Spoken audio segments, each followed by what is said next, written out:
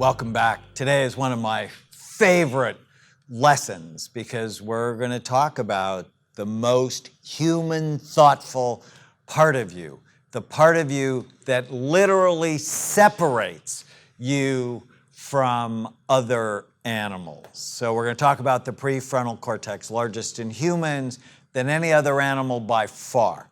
30% of the human brain, 11% of the chimpanzee brain, 7% of your dog's brain, unless you were my dog Fraser, who is a bulldog. I'm certain it wasn't 7%. 3% of the cat's brain, which is why cats need 9 lives. It's because they make mistakes and they have no forethought. And 1% of the mouse's brain. If you look at healthy activity in the prefrontal cortex, full, even, and symmetrical, and as we said last time, it's the part of your brain that actually doesn't fully develop until you're about 25 for females and 28 for males. You can see what low activity looks like. And that's going to go with problems thinking, problems with judgment and impulse control. So what does it do? It's called the executive part of the brain, like the CEO or the chief executive officer at a business. It's in charge. It makes the final decisions. It plans. I think of the prefrontal cortex like Jiminy Cricket in Pinocchio. Do you remember Jiminy Cricket? What was he? He was Pinocchio's conscience. He helped Pinocchio reach his goal.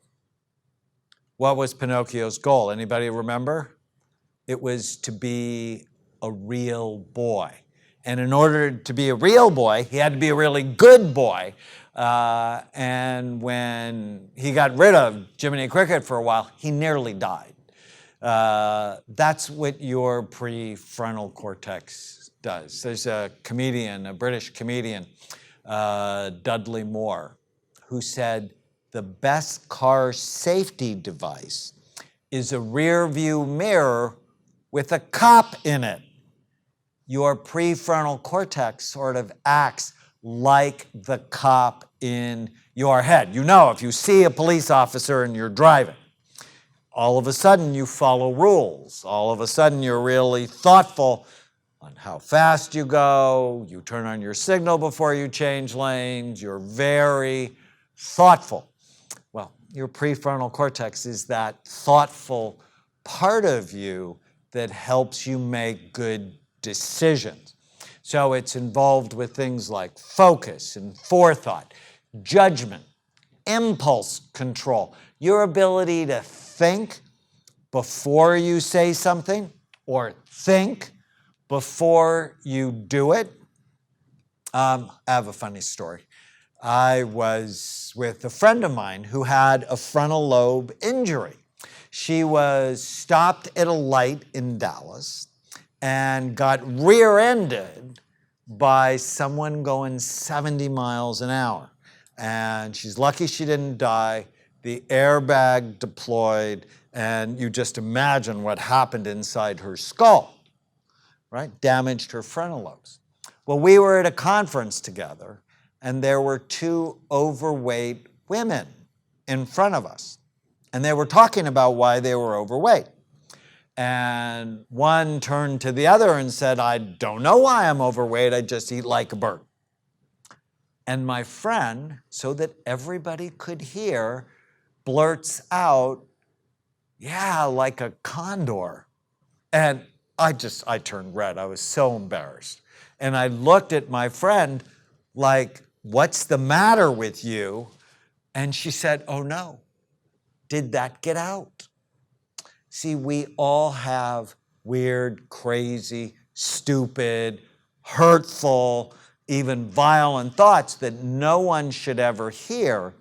And your prefrontal cortex, I want you to think of it like the brake in your brain. It stops you from saying things you shouldn't say, from doing things you shouldn't do.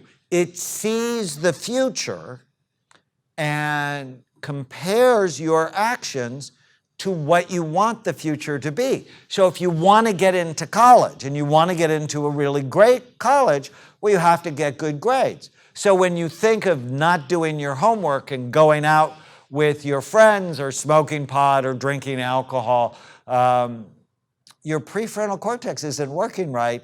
If in fact you want to get decent grades, your prefrontal cortex is like, well, you need to match your behavior to get what you want.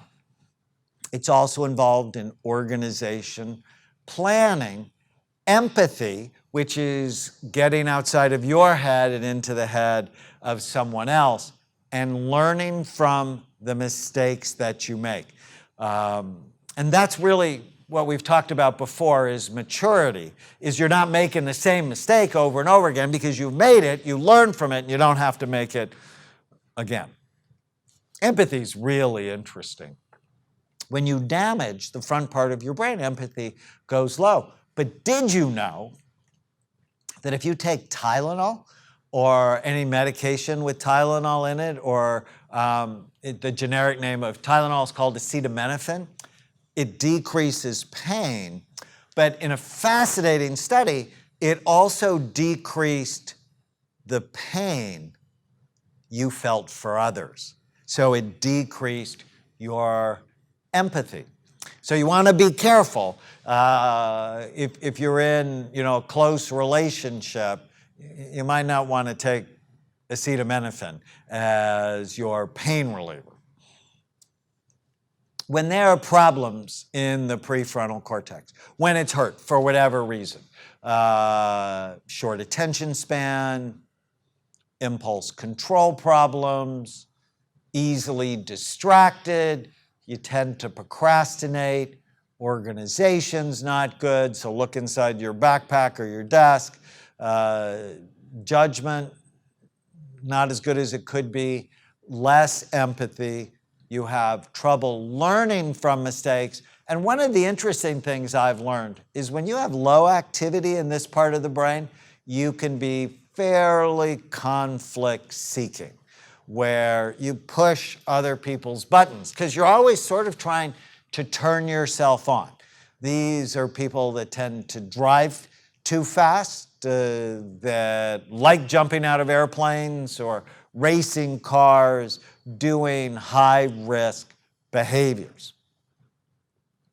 When the prefrontal cortex is too low, it could be because you had a head injury.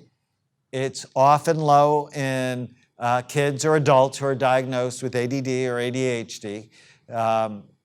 It goes with having sort of a low conscience. So it's like Jiminy Cricket's weak in your head. Low persistence. It's hard to stay with things. You give up too easily. You can be excitement-seeking, drama-driven, as we talked about. You're more prone to drop out of school. You're actually more prone to relapse if you're having problems with an addiction. You're more likely to go to jail because of the bad decisions that you make, and you're more prone to file for bankruptcy because you're not thinking ahead of the responsibilities that you have. Now, as we talked about last time, the prefrontal cortex is the last part of the brain to develop. Kids, teens, young adults have less executive function. 82% of teens in one study reported not reaching the goals they had set for themselves.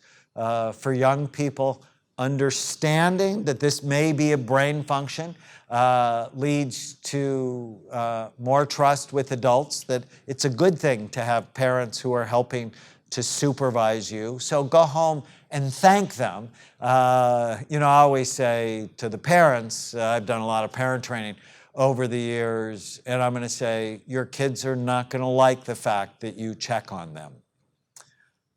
And they're not going to like it more if you don't.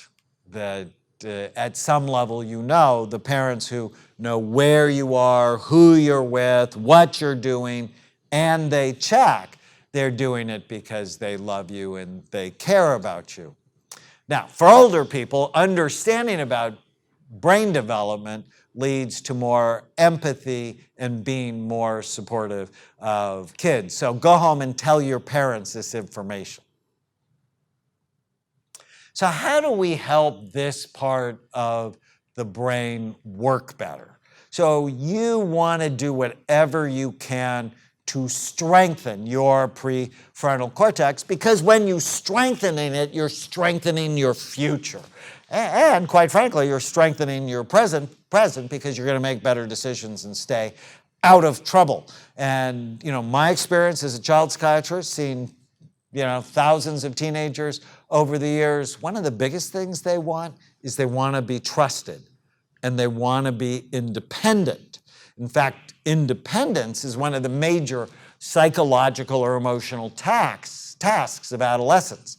Well, you're much more likely to be trusted and be independent if you have consistently positive, predictable behavior so your parents trust you. So how do you help this part of the brain? Goal setting. We're going to talk about an exercise called the one-page miracle. Exercise helps boost dopamine and actually strengthens this part of the brain. So you want to put in 20 minutes of exercise every day. And we actually found you don't have to run for an hour for it to make a difference. Burst training. So, if you go for a 20-minute walk, run for a minute and then walk for 5. And then run for another minute and then walk for 5. And then run for another minute and walk for 5. And then one more time, run for another minute and then cool yourself down. Intense exercise can be so helpful. A higher protein, low glycemic diet. So what that means, protein is found in things like meat, eggs, cheese, nuts. Helps to stabilize your blood sugar and help your frontal lobes. You make better decisions. A low glycemic means foods that don't quickly raise your blood sugar. Bread, pasta, potatoes, rice, sugar are all high glycemic foods. So if you can limit those, my favorite diet is in the morning, a couple of eggs, maybe a piece of sausage, some spinach, or a protein shake with some blueberries and kale. For lunch, a salad with some protein or fish. On top of it, for dinner, a stir fry, but hold the rice. That will just help your brain have good blood sugar, have it be more stable all along the way. We're going to talk a lot more about diet as the course goes on. Fish oil can be really helpful, especially higher in a component called EPA. And you can actually boost dopamine. Exercise will do it, but also green tea will do it. Has something in it called EGCG, which has been shown to help with focus and boosting dopamine in the brain.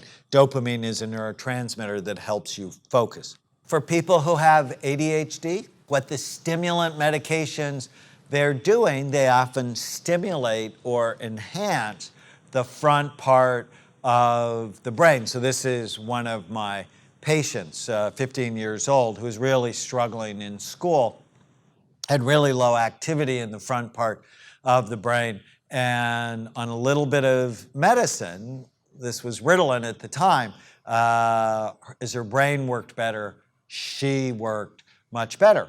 But one of the things I discovered is all people with ADD are not the same, or ADHD. And you'll notice me use those terms interchangeably. ADD stands for attention deficit disorder. ADHD, which is a newer term, stands for attention deficit hyperactivity disorder. I actually like ADD better because most kids who have ADD or ADHD are not hyperactive. I mean, some of them are, but anyways, I use those terms interchangeably. So one of the most important exercises you can do to strengthen your prefrontal cortex is one I call the one-page miracle. And I would love for you to do this today. Write down, what do you want in your life? And you got to do it on one page, so don't write, a whole thesis on it. Just write one page, what do you want and what are you doing to make it happen? In your relationships. So a lot of teens I know write, I want my parents to trust me. So then you go, well, what am I doing to make that happen? Or for my wife, I want a kind, caring, loving, supportive relationship. But I don't always feel that way. But it's always what I want. And so what I want you to write down is, what do you want? What kind of life do you want?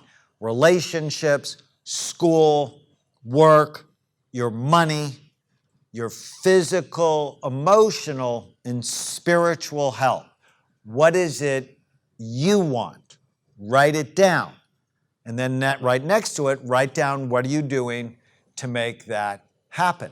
And then before you do anything in your life, or before you say anything in your life, ask yourself, does my behavior get me what I want? Because if it doesn't, you shouldn't be doing it.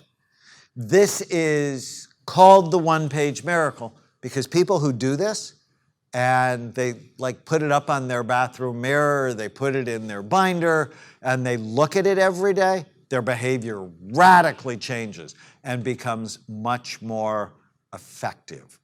And one of my definitions of mental health, it's you know what you want in your life and you're able to work in a consistent way to make it happen. And ultimately, your brain makes happen what it sees, what you focus on. And so if you know what you want and you make the intention to make those things real in your life, you're much more likely to make that happen because your behavior will become more purposeful. I want to talk about another part of the brain that's totally connected to your prefrontal cortex. It's called the cerebellum in the back bottom part of the brain. Cerebellum is Latin for little brain, and it's involved with processing and integrating new information. So it's involved in coordination, processing speed, but also thought coordination, how quickly you can integrate new information. And when there are problems in the cerebellum, and your cerebellum is very sensitive to head injuries, but it's also very sensitive to alcohol and marijuana. When there are problems in your cerebellum, people have coordination problems. They tend to be slower in walking. They're slower in thinking. They're slower in their speech, and they tend to be significantly more disorganized. Here's someone who's actually had a virus that's an infection when they were 3, literally killed their cerebellum. So it's missing. That's a brain without a cerebellum. People who have autism or autism-like disorders, you might have heard the term Asperger's syndrome.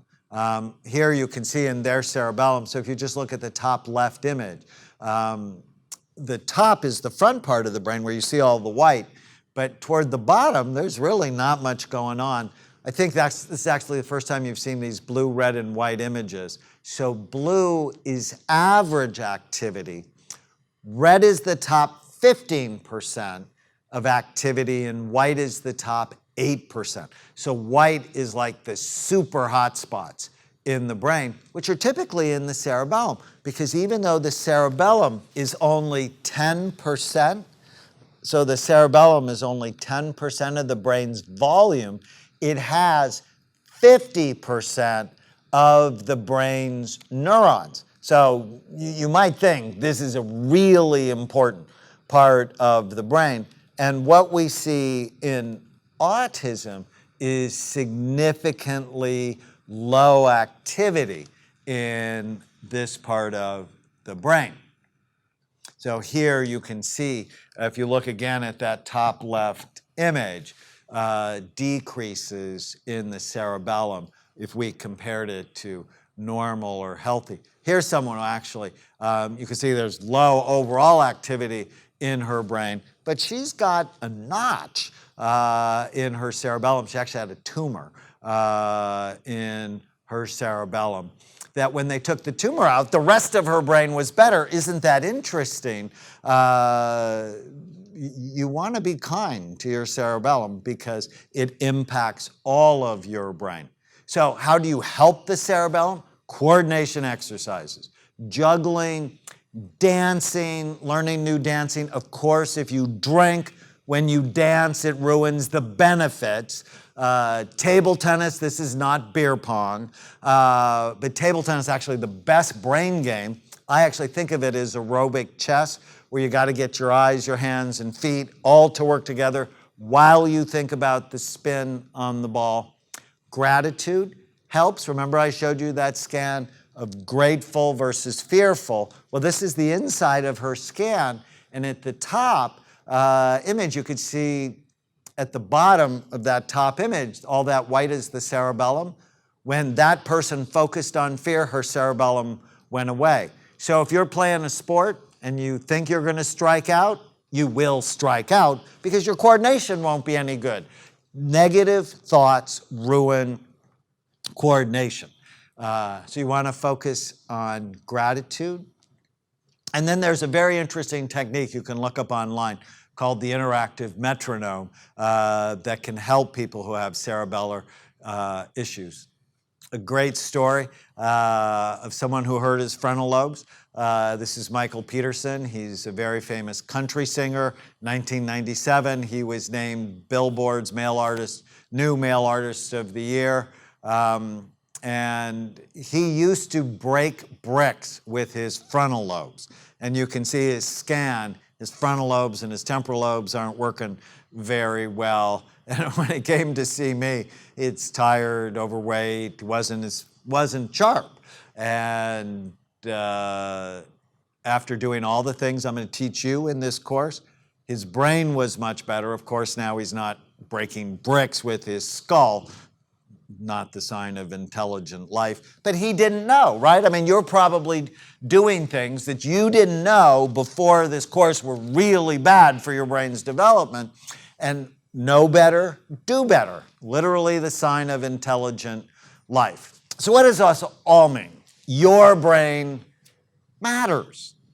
Understanding your brain matters. Understanding the brains of your teachers and parents matters, and understanding of others. It all matters. Knowing this information can help you with empathy, patience, and understanding. Remember, you cannot change anybody else's brain, and they can't change yours, but you can learn how to avoid things that are harming your brain, and you can learn to change your brain and your life in a positive way. Coming up, we're going to talk about other brain systems, what they do. We're going to learn more about what hurts the brain, how to change your brain and your life. Stay with us.